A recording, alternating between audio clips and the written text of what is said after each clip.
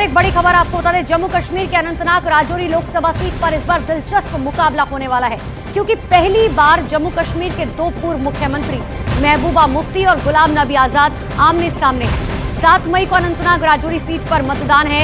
गुलाम नबी आजाद पहले ही अनंतनाग राजौरी सीट से चुनाव लड़ने का ऐलान कर चुके हैं, वहीं महबूबा मुफ्ती अब मैदान में उतर चुकी हैं।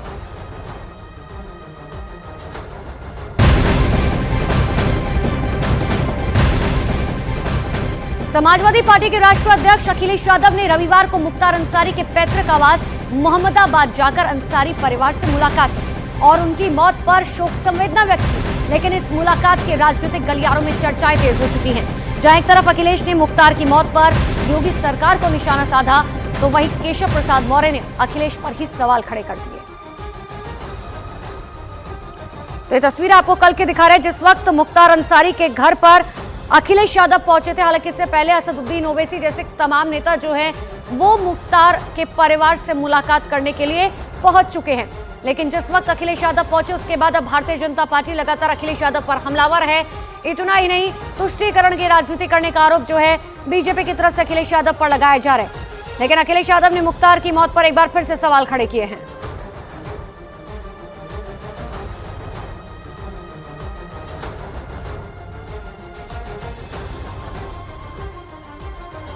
जो घटना हुई है वो शॉकिंग थी सबके लिए, पूरे परिवार के लिए और आम जनता के लिए। और तब बहुत ज़्यादा शॉकिंग है कि मुख्तार अंसारी ने खुद कहा कि उसको जहर दिया जा रहा है और वही बात सामने आई। हमें उम्मीद है कि सरकार सच्चाई सामने लाएगी। कि माफियाओं से रिश्तेदारी है, अपना रिश्तेदारी निभावें। हमारी माफियाओं से दुश्मनी है। हम माफिया की अपराधी, गुंडे, जमीन पर कब्जा करने वाले, मकान पर कब्जा करने वाले, दुकान पर कब्जा करने वाले, अपहरण करने वाले, इस प्रकार का जो अपराध करने वाले हैं उनके खिलाफ कानून के अनुसार कार्रवाई करें। मुख्तार अंसारी की भले ही अब मौत हो चुकी है, लेकिन पूर्वांचल में मुख्तार की अहमियत को देखते हुए नेता उनके घर पर पहुंच रहे हैं।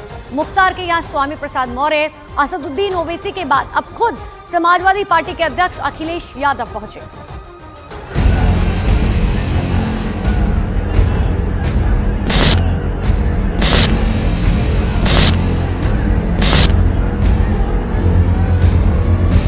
और आखिरकार मुख्तार के फाटक पर समाजवादी पार्टी के मुखिया अखिलेश यादव भी पहुंच ही गए। ये होती है वोट की मजबूरी। मुख्तार के जनाजे में उमड़ी भीड़ और उसके बाद उनके घर शोक जताने के लिए जाने वालों की तादाद ने अखिलेश के साथ ही राजनीतिक दलों को सक्रिय कर दिया है। और नेताओं की सक्रियता का सीधा संबंध पूर्वांचल के मुस्लिम वोटों की लड़ाई से है। ये पूर्वांचल की वो सीटें हैं जिस पर मुख्तार का असर रहा है। जौनपुर, अंबेडकर नगर, आजमगढ़, बलिया, गोरखपुर और बस्ती, ये वो 6 सीटें हैं जिन पर मुख्तार का सिक्का चला करता था। इन 6 सीटों पर मुख्तार का एक इशारा ही काफी था। मुख्तार का एक इशारा ही किसी भी पार्टी की बम्पर जीत की गारंटी था और मुख्तार का एक इशारा ही किसी भी पार्टी की जमानत जब्त करवाने के लिए काफी था। अखिलेश यादव ये जानते हैं कि मुख्तार को माफिया मानने वाले भी उतनी ही संख्या में हैं जितना उसे मसीहा मानते हैं। मुख्तार की मौत के बाद भी लोग अंसारी परिवार के साथ खड़े हैं, जिसकी तस्दीक मुख्तार के जनाजे में उमड़ी भीड़ कर रही थी। इन तस्वीरों के सामने आने के बाद से ही सियासी दलों के नेताओं का मुख्तार के घर आने जाने का सिलसिला शुरू हो गया। अखिलेश ने मुख्तार के बड़े भाई अफजाल को लोकसभा प्रत्याशी भी बनाया है। पूर्वांचल में मुख्तार अंसारी का सिक्का चलता था। 2017 विधानसभा चुनाव में बीजेपी की लहर होने के बावजूद मुख्तार अंसारी ने जीत अपने नाम कर ली थी। इस चुनाव में मुख्तार अंसारी ने बीजेपी के सहयोगी दल के प्रत्याशी महेंद्र राजभर को 6464 वोटों से करारी शिकस्त दी थी।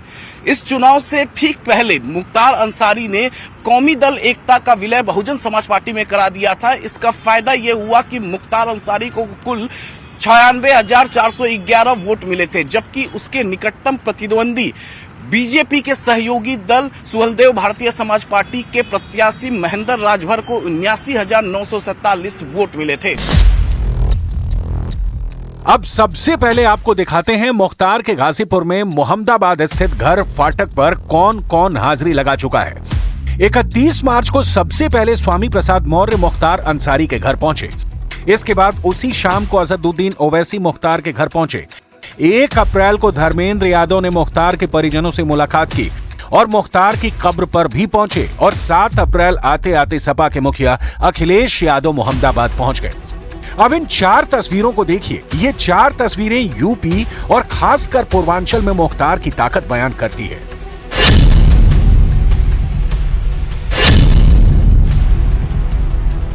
तस्वीर नंबर 1, मुख्तार के घर पर पहुंचने वाले सबसे पहले सियासतदान थे स्वामी प्रसाद मौर्य। स्वामी प्रसाद मौर्य ने अखिलेश यादव की सपा से अलग होकर राष्ट्रीय शोषित समाज पार्टी बनाई है और उन्हें फिलहाल जनाधार की दरकार है।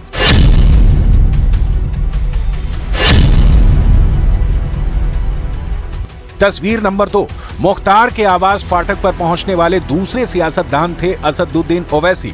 मुस्लिम समुदाय के बीच आधार तलाश रही AIMIM प्रमुख की इस पहल को लेकर पूर्वी उत्तर प्रदेश के मुसलमानों में खासी चर्चा है।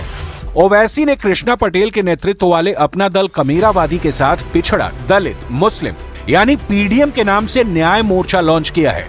अभी हाल तक अपना दल कमीरावादी सपा के साथ था। मुख्तार के आवास पर पहुंचने की ओवैसी की टाइमिंग गजब की थी।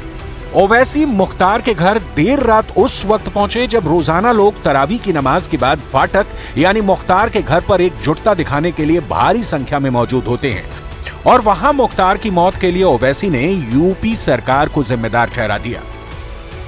जुडिशियल कस्टडी में उनकी मौत हुई है और यहाँ की प्रदेश सरकार उसकी जिम्मेदार है।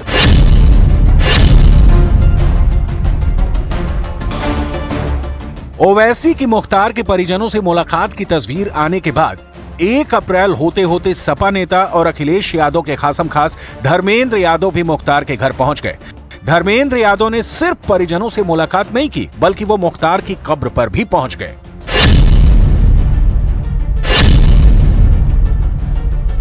और अब सबसे ताजा तस्वीर अखिलेश यादव के मोहम्मदाबाद पहुंचने की है। मैं परिवार के सभी सदस्यों से मिला हूं और इस दुख की घड़ी में मैं परिवार के सदस्यों से मिलकर के जा रहा हूं, परिवार का दुख बांटने। और जो घटना हुई है वो शॉकिंग थी सबके लिए, पूरे परिवार के लिए और आम जनता के लिए।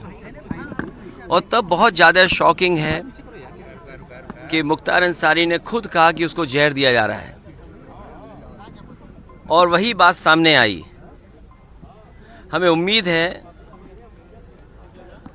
कि सरकार सच्चाई सामने लाएगी और परिवार को न्याय मिलेगा।